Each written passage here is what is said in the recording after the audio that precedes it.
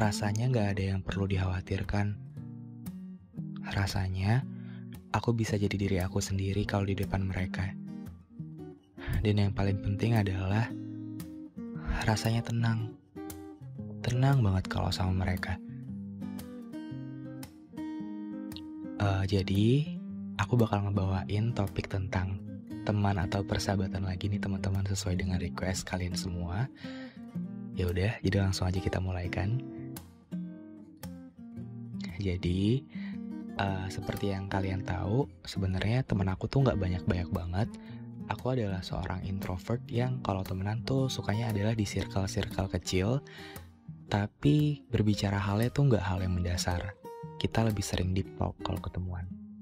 Dan di antara kita berlima, ada salah satu teman aku yang bernama Gilang yang besoknya bakalan pulang ke kota Surakarta, which is itu juga kota aku juga. Dan kita tuh di tempat perkuliahan yang sama, tapi dia udah masuk duluan karena ada beberapa hal yang harus dikerjakan. Nah, ini sebenarnya yang pengen aku angkat adalah aku cukup terharu dan cukup senang bagaimana mereka bisa terus ada di samping aku, dari aku dulu belum jadi apa-apa sampai aku sudah berproses hingga sekarang. Dan mungkin dulunya aku bisa bilang bahwa jarang banget yang mau temenan sama aku. Ibaratnya orang yang kebanyakan duduk berdiam diri sendiri dengan novelnya, dengan buku-bukunya. Bahkan untuk ngajak ke kantin pun mereka tuh sungkan banget, bahkan gak mau. Akhirnya terbiasa sendiri, itulah yang bikin aku jadi nyaman sama diri sendiri. Baru sampai di kelas 3 aku menemukan mereka. Atau mungkin dipertemukan juga dengan mereka. Rasanya cukup menyenangkan. Awalnya aku kira semuanya tuh bakal hanya bersinggah dan sementara aja. Tapi ternyata bisa berjalan sampai tahun ketiga. Dan kalau misalkan kalian ngedengar ini begitu spontan, memang karena aku tidak membawa naskah apapun. Aku memang gak mau untuk menulis naskah karena aku pengen apa yang aku rasakan di hati dan isi kepala aku tertuang begitu aja. Iya, seperti di awal tadi, aku gak nyangka aja. Dan aku berterima kasih sama mereka yang udah selalu ada, yang udah mengerti aku.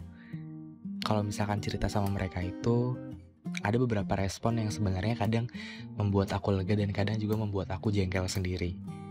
Kalau misalkan aku tanya ke Riko nih, dia tuh bakal ngejawab hal-hal yang kadang memang bikin tenang aja gitu loh. Dan kadang juga gak ada jawaban sama sekali. Dan kalau misalkan aku tanya ke Gilang, rasanya kadang ditampar sama dia gitu loh. Kayak, "Plok, kok lo jadi kayak gini sih guys? Lo gak seharusnya kayak gini gitu." Rasanya jadi semakin ngerasa bersalah juga. Dan ngerasa bodoh kok bisa ngambil hal yang seperti ini gitu. Dan kalau misalkan cerita sama Fawaz itu lebih gak nyambung karena dia memang anaknya suka ngelawakan dan suka bikin segala sesuatu itu dibuat bercanda. Rasanya hal-hal yang saya terima tuh ngebuat aku jadi mikir sendiri. Dan aku tahu kenapa mereka berbuat seperti itu adalah, pertama, bukan karena mereka gak peduli, tapi yang kedua, mereka ngebuat aku untuk berpikir sejenak, untuk kembali ke pikiran aku sendiri dan menemukan jawabannya sendiri. Karena pada akhirnya aku akan balik lagi ke aku. Dan mereka tuh hanya bisa kasih trivia jawaban yang memang itu ada di kepala mereka gitu. Rasanya menyenangkan kalau misalkan sama mereka, dan rasanya tenang banget. Kenapa tenang? Karena aku gak perlu untuk jadi orang lain. Aku bakal bisa jadi diri aku sendiri di situ. Bahkan kalau misalkan lagi jalan sama mereka terus ketemu pembaca, mereka juga akan sangat welcome, menyapa kalian juga gitu loh. Waktu pas makan malam pun ada 2 pembaca aku datang dan minta foto dan minta video juga. Mereka juga bakal dengan senang hati bantuin fotoin, bantuin ngerekam videonya juga, dan sama bawain hand sanitizer. Sesederhana itu memang, tapi rasanya senang banget. Nah, setelah itu juga ada banyak hal yang ngebuat aku bersyukur banget bisa kenal mereka, karena mereka adalah orang-orang baik yang diberkati bakat-bakat yang jenius, bahkan lebih jenius dari aku. Kalaupun misalkan ada orang yang berterima kasih sama podcast aku, sama tulisan-tulisan aku, mungkin aku akan lebih berterima kasih sama Tuhan karena sudah mengirimkan mereka dalam hidup. Aku gak tahu ini bakal sampai kapan kita persahabatannya, tapi semoga everlasting. Dan itu juga salah satu hal yang ngebuat aku tahu bahwa hidup itu memang ternyata indah banget, meskipun ada banyak lika-liku pahit, ada banyak hal-hal yang jarang sekali ditemui. Mungkin di awal masuk SMA, kelas 10 dan kelas 11, aku mempertanyakan apakah teman baik itu ada. Tapi ternyata teman baik itu ada banget. Karena waktu itu aku juga berdoa, karena waktu itu di kesendirian dan di segala tangis aku bingung apakah semuanya akan terus berjalan sesendiri ini. Tapi ternyata tidak. Tuhan mengirimkan 4 orang anak yang sangat berbakat dan spesial di hidup aku. Ada banyak hal yang mereka kasih, meskipun mungkin kalau misalkan secara material enggak. Kita juga lebih sering untuk jajan di pinggir jalan, di angkringan, atau di tempat-tempat sederhana, tempat kita sering beli jajanan waktu SMA dulu. Sebenarnya gak ada sesuatu yang spesial, tapi mereka semuanya selalu menyikapi halnya dengan kepala yang dingin. Dan mereka tuh adalah seseorang yang kalau misalkan aku ketemu mereka, itu pasti bisa nge-recharging hal-hal yang bikin saya lelah. Dan teman baik itu memang ada nyatanya.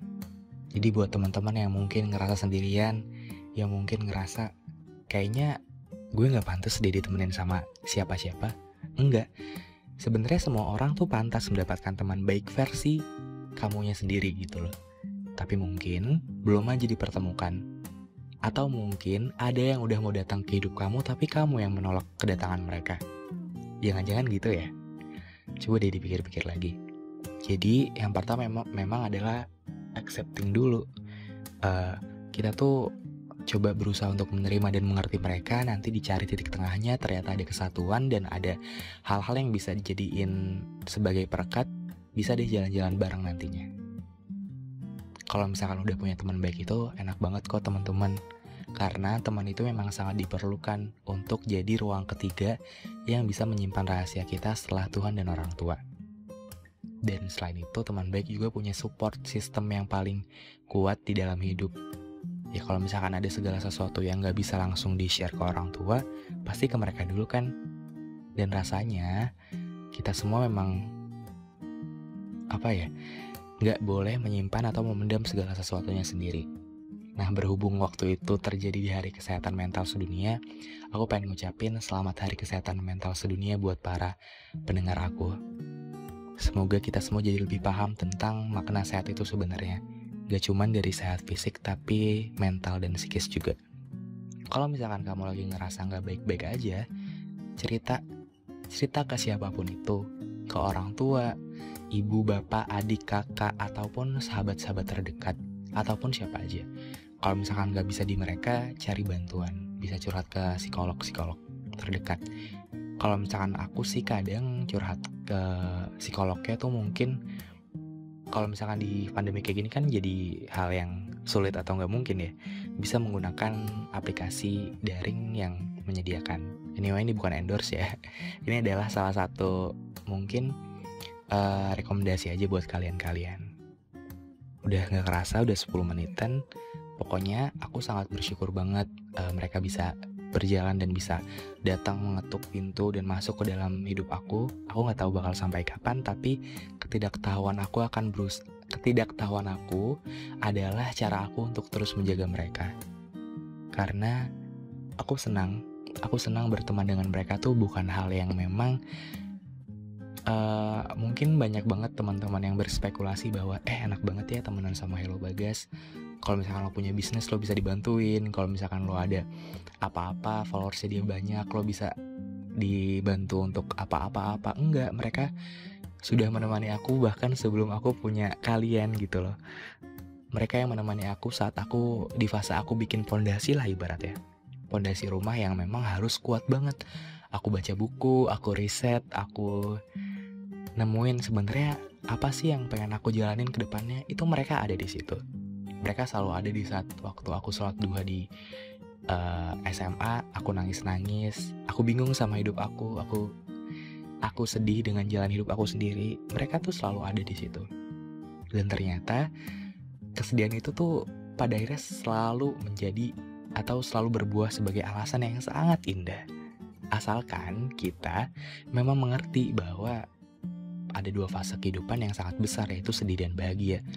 Kan kesedihan datang juga buat menjadi penyeimbang rasa senang. Jadi itu aja.